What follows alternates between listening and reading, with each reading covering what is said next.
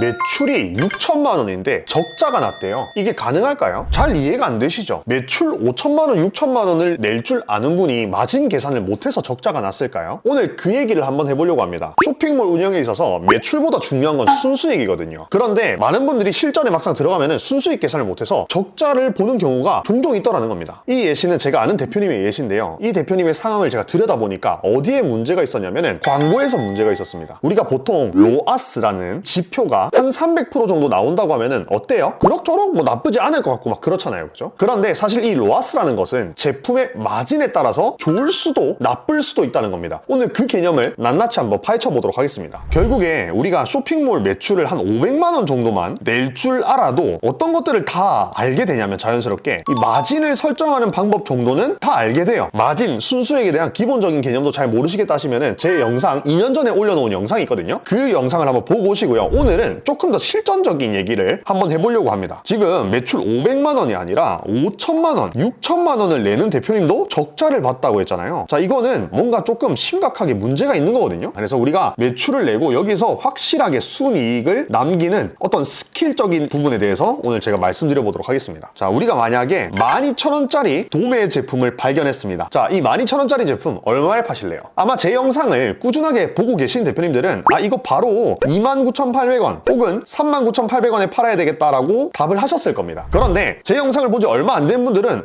이거 얼마에 팔아야 될까? 만원만 붙여서 22,000원에 팔아야 되나? 아니면 25,000원에 팔아도 괜찮지 않을까? 아니면은 19,900원에 팔아도 적당하지 않을까? 뭐 이런 생각을 하셨을 겁니다. 자, 그래서 개념 정리를 한번 하고 갈게요. 보면은 우리가 12,000원짜리 제품을 29,800원에 팔았을 때 이 29,800원이 전부 다 우리 돈이에요? 아니죠. 여기서 어떤 요소들이 빠져야 되죠? 제일 처음 원가가 빠져야겠죠. 12,000원짜리 제품 사왔으니까. 그리고 부가세가 빠져야 되겠죠. 그리고 또 어떤 거 빠져야 될까요? 판매 관리비라는 판관비가 빠져야 되겠죠. 이 판관비 안에는 어떤 게 들어가요? 택배 부자재라든지 사입 삼촌 비용이라든지 물류 비용, 사무실 임대료 이런 것들이 들어가겠죠. 자, 그리고 택배 누가 보내줘요? 직접 보내요? 직접 보낼 수도 있겠지만은 직원이 싸죠. 직접 보내도 인건비가 포함되어야 되겠죠. 그래서 인건비 넣어주시고요. 그리고 택배를 보내야 되기 때문에 택배비가 여기 안에 들어갑니다. 그리고 우리가 판매를 할 때 자사몰에서 팔아도 카드 수수료, 피지사 수수료가 있단 말이에요. 그래서 그 수수료 여기에 들어가고요. 자, 그렇게 해서 하나, 둘, 셋, 넷, 다섯, 6가지 항목들. 이 항목들이 1차적으로 빠지게 됩니다. 자, 그러면 29,800원에서 원가 12,000원 빠지고요. 부가세, 판매가의 10%, 2,980원 빠지고요. 판관비, 이거는 이제 업체들마다 다르겠지만은 제가 운영하는 쇼핑몰 기준으로 판관비는 총 매출액의 한 2% 정도 나옵니다. 그리고 인건비도요, 한 5% 정도 나오고요. 택배비 이거 몇 퍼센트로 하는지 잘 모르겠다 하시면은 내가 택배를 보낼 때 들어가는 비용을 적어주시면 됩니다. 택배비에 돈이 안 들어가면은 이 항목을 없애도 되겠고요. 택배비에서 마진을 본다라고 하면은 여기에 29,800원이 아니라 택배비 마진을 붙여서 38,000원, 뭐 31,800원 뭐 이런 식으로 세팅을 하면 되겠죠. 저는 무료 배송으로 하고 있기 때문에 이 택배비를 2,000원에 보낸다고 가정하고 여기에 적어보도록 하겠습니다. 자, 그리고 수수료는 4%로 잡도록 하겠습니다. 자, 이렇게 해서 계산을 해서 1차적으로 빠진 값이 바로 마진이 됩니다. 여기서도 많이 헷갈리는 포인트가 나오는데요. 마진이랑 순수익은 엄연하게 다른 값입니다. 마진은요,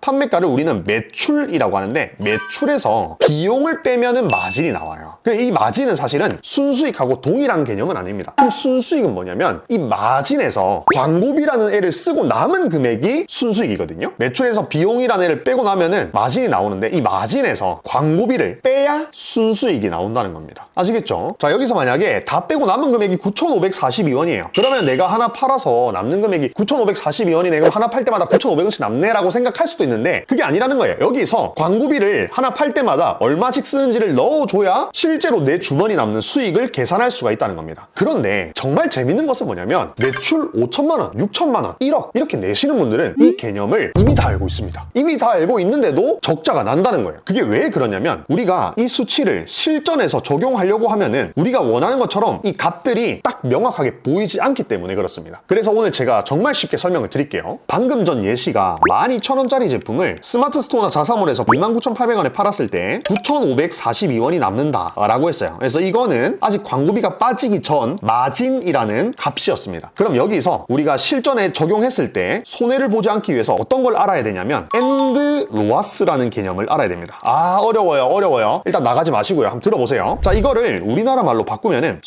손익분기 로아스라는 말이 되는데 그냥 손익분기점이라고 생각하세요. 내가 이 엔드 로아스 값을 도출해낼 줄 알고 이 값만 넘기면은 수익을 달성할 수 있다라는 라는 기준이 되는 값이 엔드로와스예요. 그러면은 우리가 이 값을 구하는 방법을 알아야 되는데 이게 판매가 나누기 마진 곱하기 100입니다. 자, 여기서 우리가 이 마진이라는 애가 나왔는데 이 마진은 뭐였어요? 광고비를 제외하기 전에 매출에서 비용만 뺀 금액이었죠. 그게 이 예시에서 얼마였어요? 9,542원이었잖아요. 그러면 29,800원 나누기 9,542원 곱하기 100을 하면은 몇 퍼센트가 나오냐? 312%가 나옵니다. 자, 그러면 이 제품을 우리가 임의의 값 A라고 했을 때 이 A의 엔드로와스가 312%가 된다는 거예요. 그러면 우리가 대시보드에 들어가서 대시보드를 봤는데 거기에 나오는 로아스가 무조건 몇 퍼센트보다 위로 가야 돼요. 312%보다 위로 가야 수익이라는 거예요. 자, 그러면 이렇게만 딱 설명드리면 이것도 뭔가 할만하죠? 근데 왜 적자를 볼까요? 이 예시에서 이 A라는 제품의 엔드로와스라는 L을 312%로 잡았죠? 예시에서 보여드린 값도 얼마예요? 한 300% 되죠? 그러면 대표님들이 이 영상을 보시면서 이렇게 생각하실 수 있습니다. 그러면 내가 광고 데이터를 딱 봤을 때 300% 정도만 넘기면은 수익을 보고 있는 것이겠네? 라고 착각할 수가 있거든요. 그런데 여기서 많은 분들이 적자를 내는 이유가 여기 있습니다. 대시보드에 딱 보였을 때 대시보드에 찍힌 예를 들어서 A, B, C, D 이 캠페인이 있어요. 여기 대시보드에 찍힌 뭐 250%, 400%, 300%, 320%, 275% 이 값들은 우리가 원가율 세팅을 일정하게 해놨으면 상관이 없는데 그게 아니라 제품마다 원가율 세팅하는 공식이 다르고 이 대시보드에 찍힌 금액이 다 다르다면은 이것들은 사실은 이 수치만 봐서는 이 제품이 수익이 나는 제품인지 아닌지를 알 수가 없다는 겁니다. 그래서 적자가 나는 거예요. 대부분의 쇼핑몰 운영하시는 분들은 이렇게 마진 계산을 타이트하게 하지 않고 어떻게 하냐면 그냥 대략적으로 1.7배, 1.8배 때린 다음에 광고를 돌립니다. 그러고 나서 광고 로아스 대시보드를 보고 아 로아스가 한 300%, 400% 나왔네? 그러면은 이득이잖아. 계속 광고비를 태워야 되겠다. 이렇게 생각하고 광고를 돌리거든요. 그래서 적자를 보는 겁니다. 제가 조금 더 자세히 한번 설명드려볼게요. 아까 우리가 12,000원짜리 제품을 얼마에 판다고 했냐면 29,800원에 판다고 했는데 이거를 29,800원에 팔지 않고 1.7배를 하면은 어떻게 되냐면 판매가가 24,000원이 됩니다. 그리고 1.7배 말고 1.8배를 하면 21,600원이 됩니다. 그러면 이렇게 판매했을 때 그러니까 우리 계산하기 좀 귀찮은 분들은 그냥 도매가에 1.7배, 1.8배 해버리거든요. 이렇게 했을 때 이 제품의 엔드로와스를 우리가 한번 구해보자고요. 방금 전에 원가, 부가세, 판관비, 택배비, 인건비, 수수료 이런 거 다 뺐잖아요. 그렇게 빼고 남은 마진으로 엔드로와스를 계산을 해보면은 1.7배 했을 때 엔드로와스 몇 퍼센트 나오냐면 964%가 나옵니다. 마진이 제가 계산해보니까 2,116원 남더라고요. 그러니까 남긴 남아요. 1.7배를 해도. 그러면 이 2,116원은 광고비를 한 푼도 안 쓰고 팔았을 때 2,116원이 남는다고요. 근데 이거를 광고를 돌리기 시작한 순간부터 엔드로와스가 몇 퍼센트로 형성되냐면 964%로 형성된다고요. 이 말 무슨 말이에요? 대시보드에 찍힌 로아스가 964%보다 무조건 넘어야 되는데 영상을 보신 대표님들 로아스 964% 넘기 쉬워요, 어려워요? 저도 못 넘어요. 물론 처음에 전환이 하나, 두 개, 세 개 찍혔을 때는 1000%, 2000%, 3000% 나올 수 있어요. 그런데 그게 아니라 전환이 100개, 200개 볼륨이 커지면은 로아스를 964% 유지하는 거는 사실상 불가능합니다. 그 말은 무슨 말이에요? 이 제품은 1.7배로 팔았을 때 광고 돌리는 순간 손해라는 겁니다. 두 번째 예시도 한번 가볼게요. 1.8배를 해서 21,600원에 팔았어요. 이때 엔드로와스가 몇 퍼센트가 나오냐면 705%가 나옵니다. 자, 이때는 마진이 얼마 남았냐면 3,064원 남더라고요. 계산해보니까. 자, 이 말은 뭐예요? 이것도 광고 돌렸다 하면 그냥 바로 손해라는 거예요. 여기서 우리가 알 수 있는 건 뭐냐면 판매가를 1.7배, 1.8배 절대 하지 말라 했어요. 제가 2년 전에 뭐라고 말씀드렸어요? 원가율을 40%를 맞춰라라고 말씀드렸습니다. 그 이유가 대표님들이 폭리를 취해가지고 떼돈을 벌기 위해서 제가 그렇게 말씀드린 게 아니라 손해를 보지 않기 위한 최소한의 원가율이 40%이기 때문에 그렇게 말씀을 드린 겁니다. 우리가 보통 광고를 돌리면 대시보드를 딱 봤을 때 로아스가 몇 퍼센트 찍혀요? 아마 평범하신 분들은 대부분